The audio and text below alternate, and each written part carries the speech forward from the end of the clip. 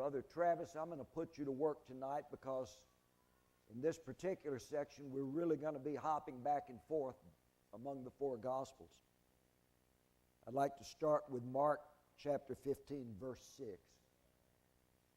When we left off last week, we had this passage where Pontius Pilate learned, this was in Luke's Gospel, where Pontius Pilate, in the middle of all this melee that's going on, this surprising case that's been brought to him, he learns that Jesus is from Galilee and said, well, that's the tetrarchy of Herod Antipas, and Herod's in town now, so let this be Herod's case. It is kind of surprising to me that when Jesus is before the high priest, he says almost nothing. When Jesus is 2 times brought before Pilate, Jesus says a number of things. But when he is before King Herod, he says absolutely nothing. And Herod dresses him up in what Luke calls gorgeous apparel and sends him back down the street to Pilate. So now we pick up, and while Jesus has been gone, let's say this has taken an hour to be sent down the street to Herod and all the, bringing him in and getting Herod and informing him of the case and all of this stuff. And Herod say, oh, is that the guy? I've heard about him. I've wanted to see him. Yeah, bring him in. And so all of this is interrupting various breakfasts and different things. So I'm guessing an hour has elapsed. Meantime, back at Pilate's governor's palace, further down the street, Pilate has learned something. Now at the feast, he used to release unto them one prisoner whom they asked of, whosoever they desired. Now, this is something that Pilate seems to have been doing in the few years that he has been the governor of Jerusalem. He has to find some way in which he can demonstrate Rome's mercy. And since this is a feast, if he's got a Jewish prisoner that might be pardoned for something, usually a pickpocket or somebody that spat on the sidewalk or, whatever, and he says, well, look, this is your feast, and I haven't released a prisoner yet, so if Herod sends this Nazarene back, who would you like me to release to you? Now, there was one, everybody knew about him. His name is Barabbas. And he is called elsewhere a notable criminal. Luke says that he's lying bound with them who have made insurrection, with men who in the insurrection had committed murder. So this Barabbas is very much a notable criminal. John simply calls him a robber. Mark gives us the most details right here. Now, what is an insurrection?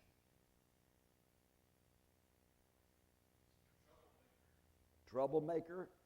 Well, that's an insurrectionist. An insurrection? Yeah, an armed, led rebellion against whom? Would have had to have been against the Romans. And we've already read that Pilate has found out that most of these assassins who call themselves zealots, they're anti-Roman, skulkers, most of them come from Galilee.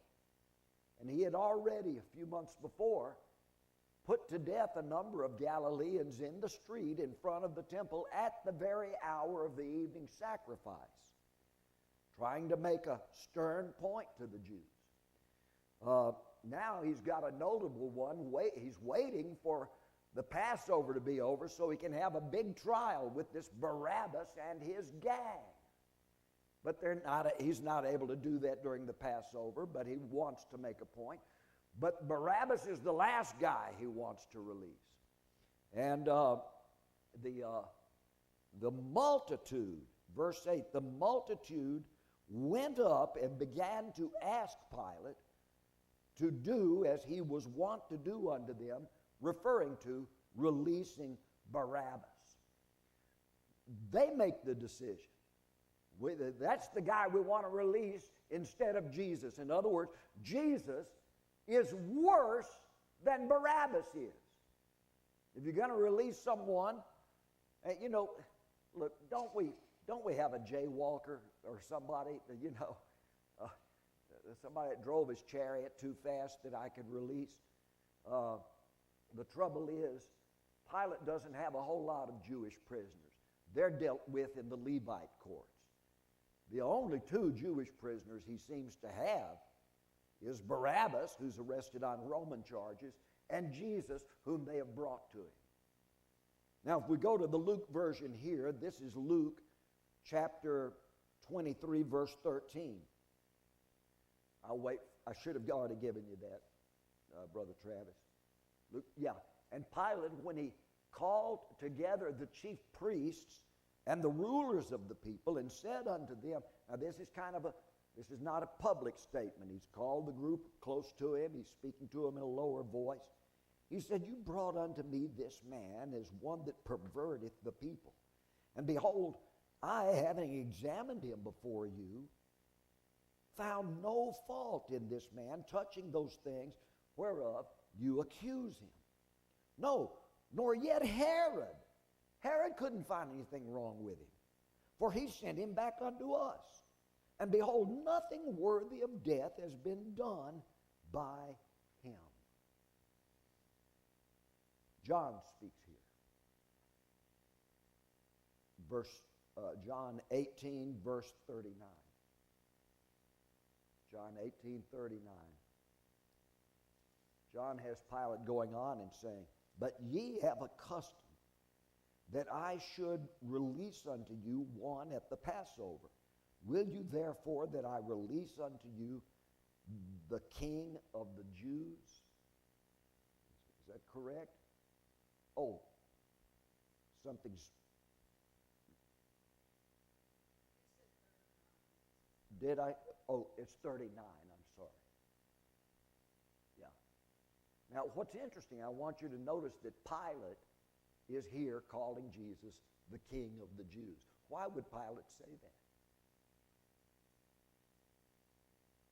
He also says it in the Mark version, but in the Matthew version, he says, should I release to you Jesus who is called Christ? So I guess he says all of these things. Why would Pilate refer to Jesus as the King of the Jews? Huh? He had asked him earlier, that's good, Maggie, before sending him to Herod, Pilate had asked him, do you call yourself the King of the Jews? And Jesus had said, thou hast said it. So now Pilate's openly saying this, and that must infuriate the high priest and his cohorts.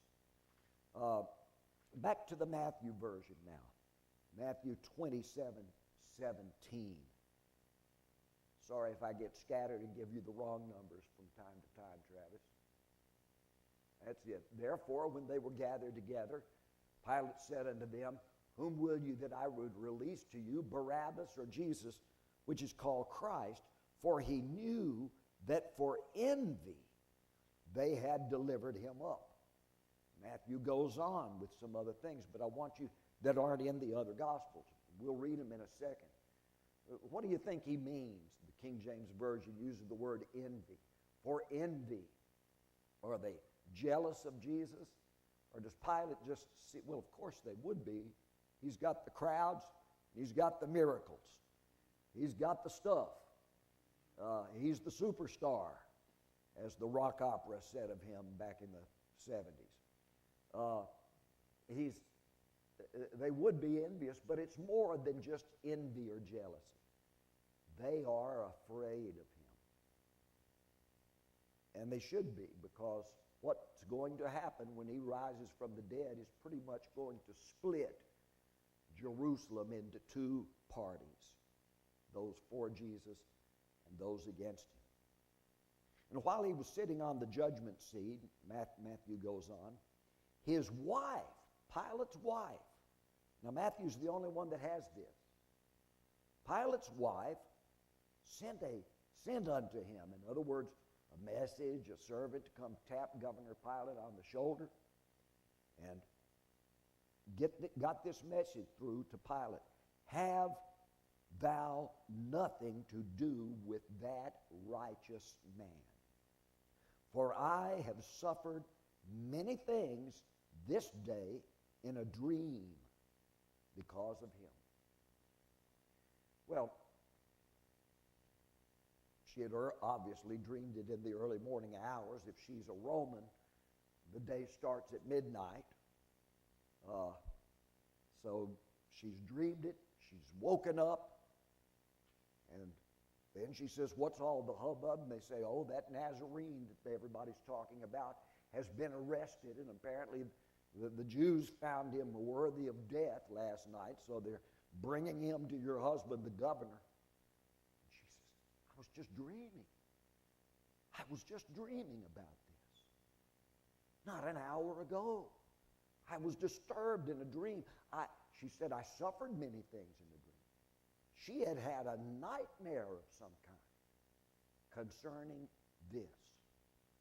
And she wants her husband to back away, have nothing to do with this man. Now, wouldn't you love to know more details about this woman's dream? Now, the chief priests and the elders persuaded the multitudes that they should ask for Barabbas and destroy Jesus. I want you to know this is not a whim of the people. The chief priests and elders sent messages out among the people. Here's what the high priest wants you to scream when Pilate asks. And so does he bring Jesus and stand him on one side and bring Barabbas out in his chains? Look at this. You know, this is the greatest danger to society, public enemy number one. We've got him right here, Barabbas. And here's this gentle rabbi. Who really? Look at him. Think about it. Who do you want me to release to you? And since the message had been sent out to the multitude, the high priest wants us to release Barabbas and destroy Jesus. Okay. But the governor answered and said unto them, whether of these twain will you that I release unto you? And they said, Barabbas. Now, since they said it, it's a loud cry. It's a multitude of voices. And Barabbas is their answer. In the Luke version, you don't have to turn there. I'll just read something. Luke has it this way. They cried out all together, saying, away with this man, and release unto us Barabbas, one who for a certain insurrection made in the city and for murder had been cast into prison. Go back to the John version, if you will, Brother Travis, chapter 18, verse 40.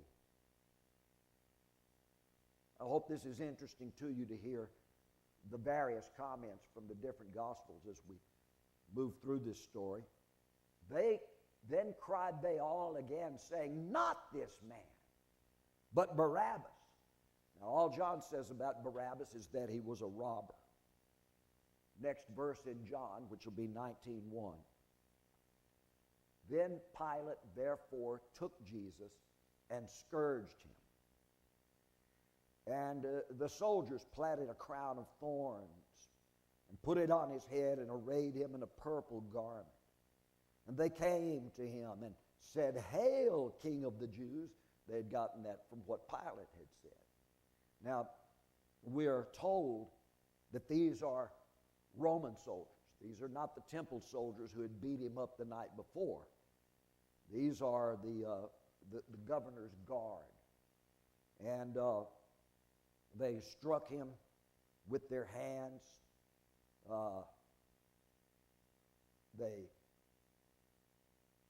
Pilate went and out again and said unto them, Behold, I bring him out to you that you may know that I find no crime in him. Jesus therefore came out wearing this crown of thorns and the purple garment.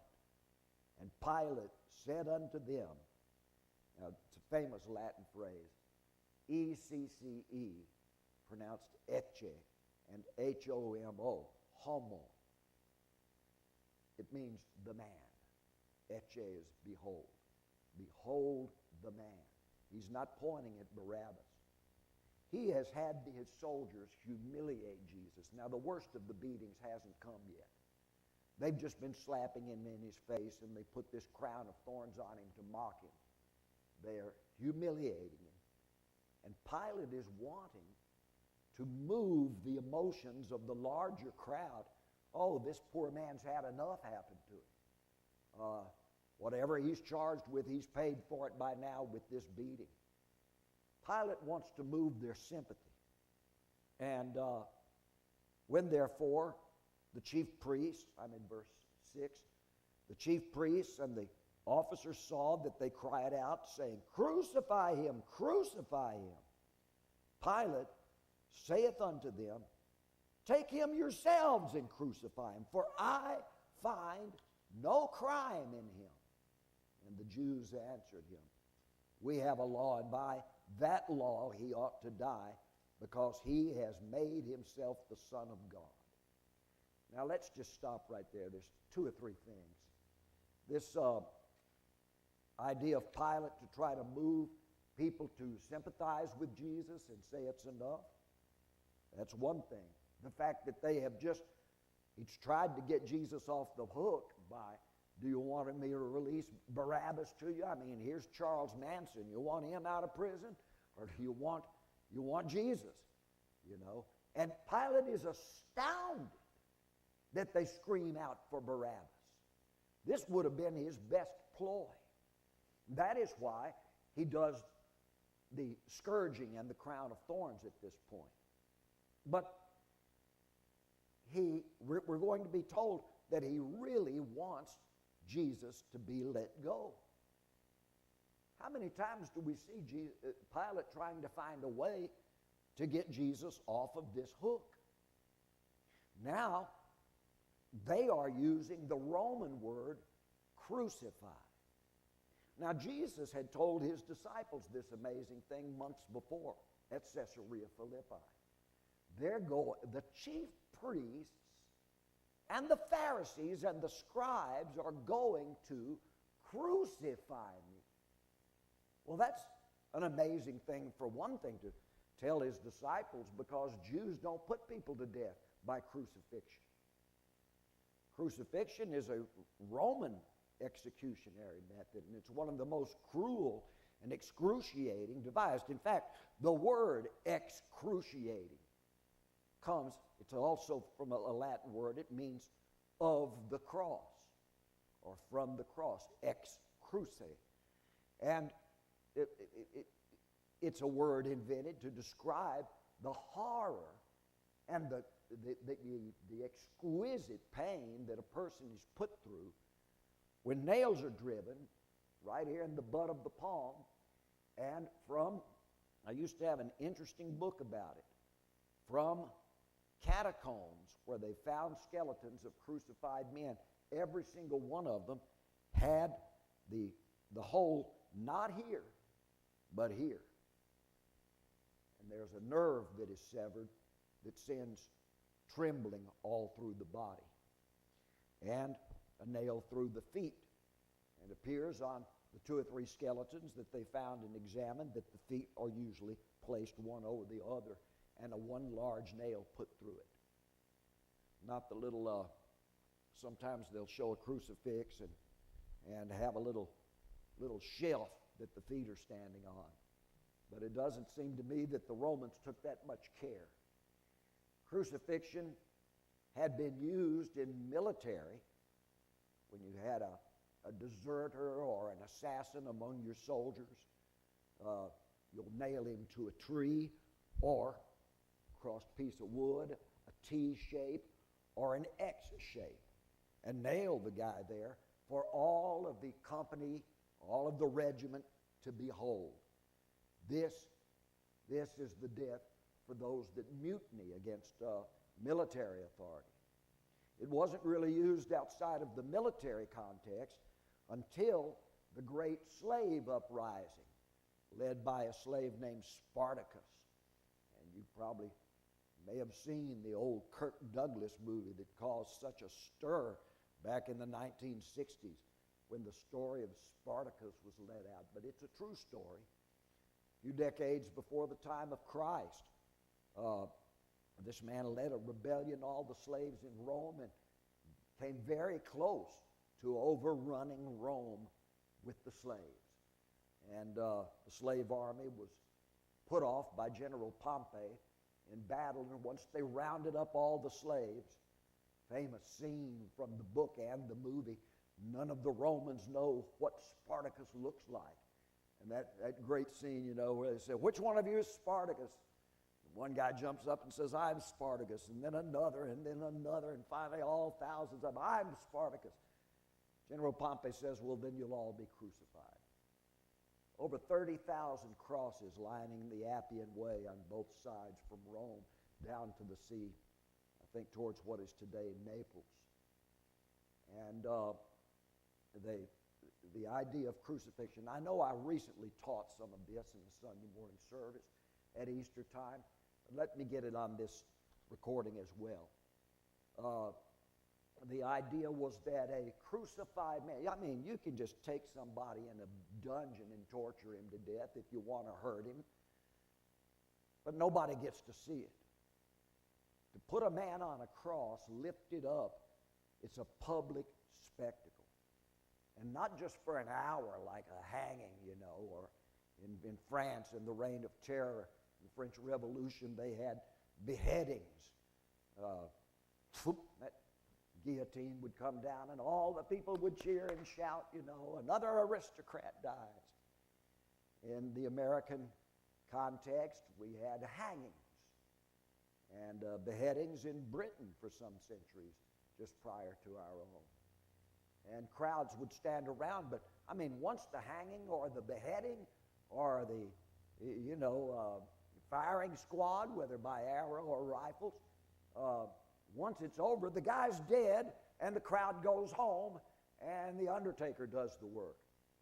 You put a man on a cross, though, and crowds who want their cruel spectacle will hang around for hours, spitting, throwing rocks, and cursing and watching and taking bets on how soon it's going to be before this one dies or how soon before that one dies. Even curious children would come up to the foot of a cross and look up and wonder what that must feel like. It is the most gruesome spectacle you can imagine. And it's against the law. See, crucifixion after the Spartan rebellion is not something you do to a thief or even to a murderer who's found guilty. You do it for someone who threatens the Roman government in some way, an insurrectionist, a rebel leader, someone who defies the policy that Rome calls Pax Romana, the Roman peace. We're the empire over all these nations in the world so that we can bring peace. We are the only force that gives peace to mankind in the world. Because of the Roman Empire, any of you can travel freely across the empire. If you want to go from Britain through Gaul, you know, and out through Galatia, you can cross borders without being stopped because all of these countries are part of the empire. Free trade and protection. In old days, before Rome ruled, all of these little countries were in constant fear of one another, always attacking, fighting one another. Now that they're all part of the empire, you can live without fear. The only thing you have to do is keep Roman law and help Rome to keep this peaceful empire going. Pax Romana, the Roman peace. Now that's how they looked at it. So for someone who defies the policies of empire, this was not meant so much to be cruel and crush all peoples under an iron boot heel. It was proposed to give people peace universally. And we've got to say that Rome pretty much did it better than anyone had done it before. Why was it that God chose for Jesus Christ to be born during the Roman Empire, during the reign of Caesar Augustus, the longest period of worldwide peace they had known in history? 40 years almost. There had been no war anywhere in the world. And when Jesus is born, the angels come, and what do they cry out to the shepherds in Luke 2? This is a time of peace and goodwill toward men. Jesus chose to come to this earth in a time when he could train disciples, and even though they are Jews, they can freely travel to any country. They can go to Egypt, they can go to Samaria, they can go, as Paul does, across Galatia and Pontus and Greece and Cappadocia, all these places. Paul can travel unhindered. Abraham would never have been able to make those kinds of travels. Every time Abraham, back in his day, tried to cross a border, they would take his wife from him. You'll get her back when you leave here. You know, you got to surrender something. It happened to Isaac too. But in Roman times, wow, what else have the Romans done? Passenger marine travel. You can get on board a ship and sail. Yes, you can. From the coast of Israel all the way to Tarsesa in Spain, which the Bible calls Tarshish. You can go the length of the Mediterranean. You can sail around Spain into Britain if you wish. Not only that, but land travel. You can, the Romans have built tens of thousands of famous roads. In fact, they invented concrete for this very purpose. People are traveling like they've never traveled before, and all of this was the plans of Caesar Augustus. You know why we have this interstate highway out here, don't you? Didn't always have it. I remember back in the 70s when I wanted to travel through here, I had to go up Highway 11 all the way from Knoxville all the way through Virginia. Took a long time to get up to D.C. from Knoxville. Now, we've got this interstate highway. They're all over the place. Where'd they come from? General Dwight Eisenhower, when he finished wiping out the Third Reich in Germany, noticed the amazing four-lane, non-stop entrance ramp, exit ramps, non-stop driving highways that Hitler's engineers had invented in Germany and had called it the Autobahn system. Well, Eisenhower, when he got to be president, he said, we're not going to use any blankety-blank German word for it, so he invented the term interstate. But all of that came from an idea. Hitler thought he was going to establish the third great Roman Empire. He called it the Third Reich. And he was going to redo Caesar Augustus's ideas of superhighways all across Europe. And not for his purposes, but for ours, this kind of travel is a blessing, don't you think? In the same way most people regarded the Roman Empire as the greatest time of blessing they live in. And I'm just making you this point because, well, a couple of things I want to drive home here. Most of the films we see about Jesus just show these Romans as cruel, harsh people who laugh at all the people they conquer, and they march through city after city just killing people indiscriminately. Well, there may have been some Roman military officers who were like that, but that defied Caesar Augustus's policy. The general policy of the Roman Senate was to bring benefit, wealth, health. In fact, if you read the list of what they wanted to do with the world, it pretty much corresponds to our set of purposes listed in what we call the preamble to the Constitution of the United States of America. To promote general welfare, to provide for common defense, to increase trade and so forth, and general prosperity. That's what Rome wanted to do for people. So crucifixion was done to anyone who tried to stop all this governmental goodwill. It's illegal, therefore, to take a body off of a cross once it's up there. The people must watch it for hours or even a couple of days until the body is dead. And then you can't remove a body. It's to stay there and rot and stink horribly before the eyes of everybody that sees it. That is to be the constant reminder. This is the horror of withstanding the empire. In fact, even when it's just a skeleton falling apart as the ligaments deteriorate and the bones fall, the family members of the deceased are not allowed to pick up the bones to put in an ossuary for burial. They're to lie there in a pile at the foot of that cross until the dogs carry them off, or they're washed away in flood. They are not to be buried or cared for by anyone. There is only one document that lets us know that anyone was ever given a permission by a Roman authority to remove someone from a cross. That is the New Testament. When Joseph of Arimathea will come to Pontius Pilate later this afternoon and say, I beg for the body of Jesus Christ. And Pilate allows it. Now, I'm sure that would have happened in thousands of other instances that are not recorded.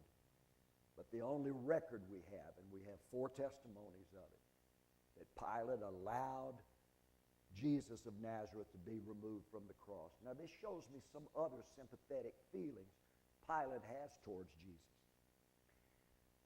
The Jews apparently have come to Pilate that morning saying, we want you to just sign off the way Paul did for them to stone Stephen. Just give us permission to put this man Jesus to death.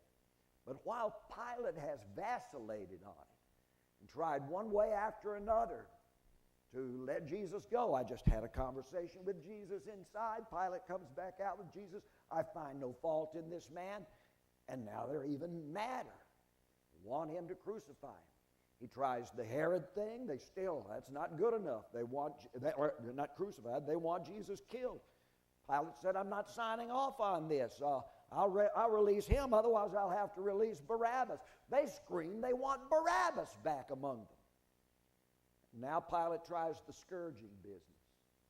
And when this is over, he thinks it's going to move them. They'll have pity on him for seeing him scourged. And he is even further astounded when they scream out now, we don't just want him killed, we want him crucified. Pilate said, you want us to kill him? The government of Rome? You want us to do it? You Jews don't crucify. If you want him crucified, you crucify him, which of course is illegal. And they scream out more and more, no, we want you to crucify him. We want him to be put to death by Rome. Now, we are going to see Pilate washing his hands. This is not trying to expunge himself of guilt. I wash my hands of this man's blood. This is a public ceremony in which he is telling, I represent Caesar Tiberius, and I do declare that if this man must be crucified because you forced my hand, I represent Rome, and Rome officially washes its hands of this man's blood. It is on you. Now that's one washing away. Guess what the high priest and his people cry out. That's fine with us. His blood be upon our own heads. And if it's going to matter in coming years, let it be on the heads of our children also. It's a strange little set of mass psychological politics going on in all of this, don't you think? I have fumbled around till I lost my place. Let's see. Oh, yeah. Got just a few more minutes anyways. Anyone want to interrupt me with a comment? Question? All right. So they're screaming out for crucifixion of Jesus, and oh yes, here I am. And verse 7. The Jews answered him, we have a law. Okay. And that law ought to, and by that law he ought to die because he made himself the Son of God. All right. Now they're saying it. That's not what they had told Pilate when they first showed up with Jesus earlier that morning. They said, he can probably be tried as some sort of an insurrectionist. He stirs up the people. He makes himself king instead of Caesar. Remember that? That was an hour or so earlier. That's when Pilate had taken Jesus in and said, do you claim to be a king, you know? Jesus said, well, not of this world. Rome has nothing to worry about the kingdom I'm talking about. My kingdom is not of this world. If it was, then I'd have soldiers come and help me fight these Jews. It's the way Jesus puts it. He's talking frankly to Pilate. The Jews have been my enemy right here today. And my soldiers would rise up. But I'm not that kind of a king.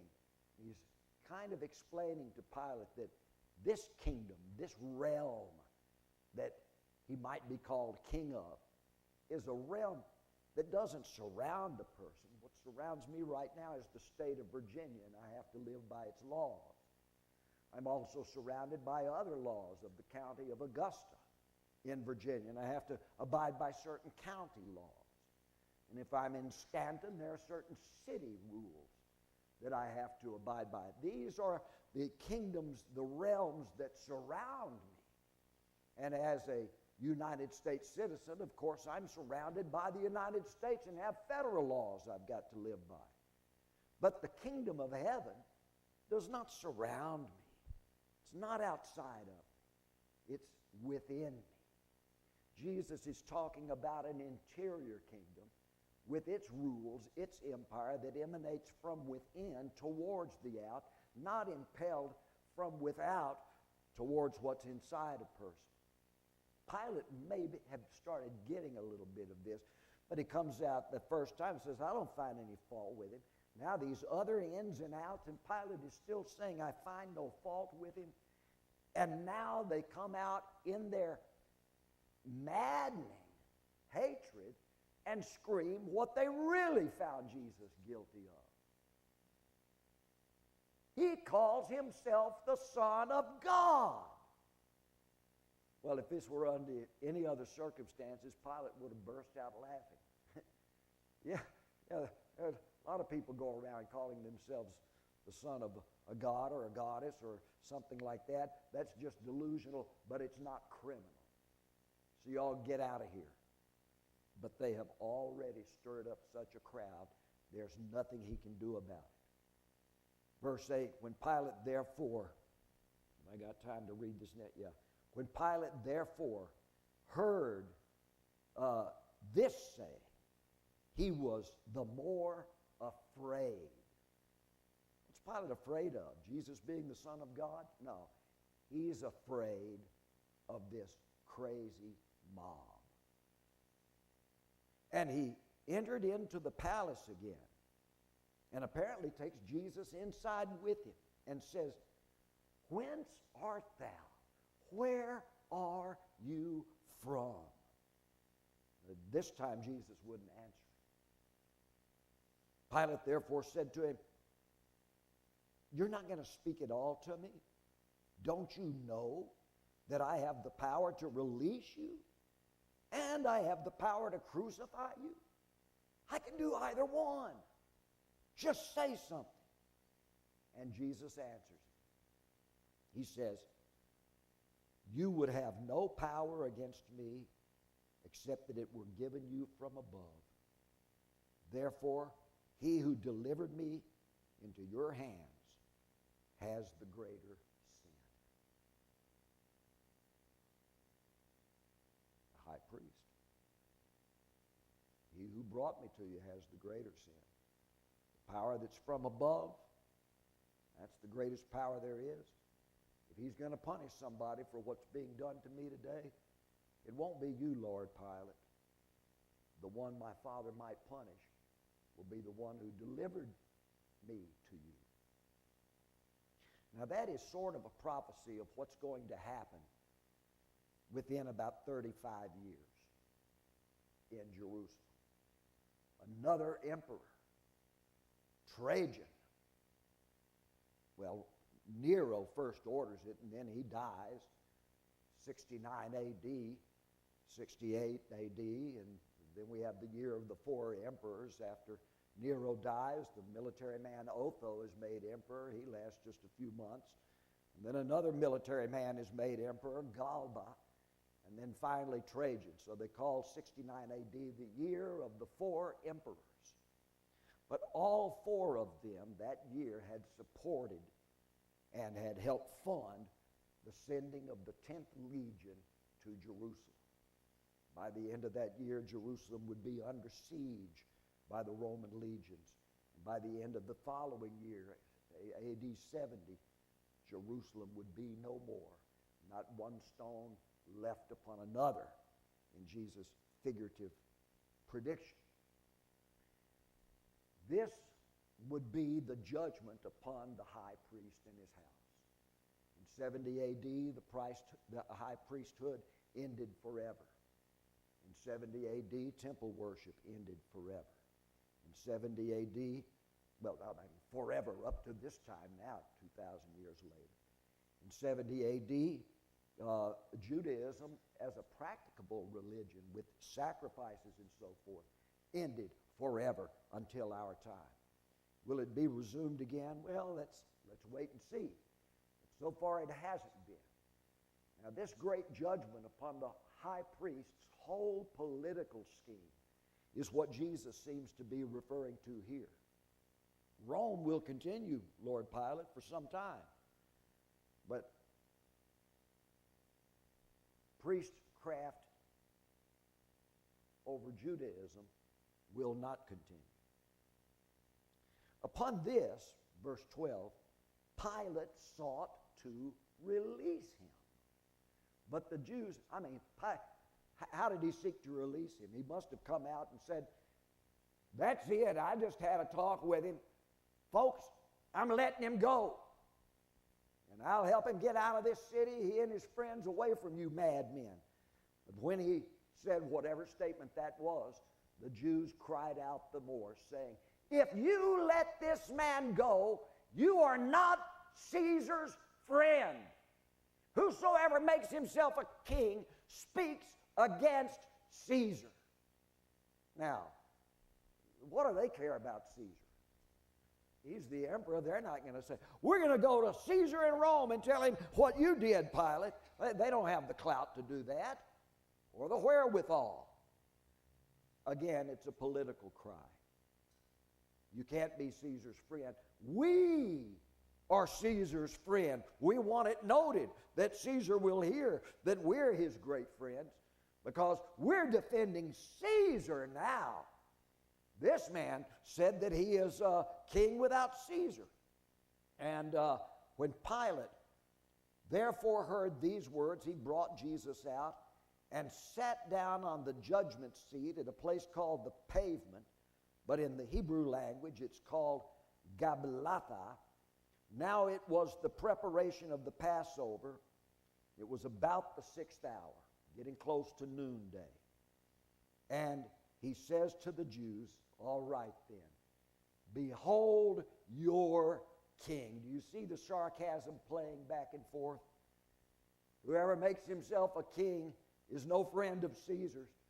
Pilate said, well, I am Caesar's friend. I know Caesar personally, and I can tell you Caesar wouldn't mind me telling you people, behold, this is your king. Well, they therefore cried out, away with him, crucify him. And Pilate teases them again, shall I crucify your king? And the chief priests answered, we have no king but Caesar.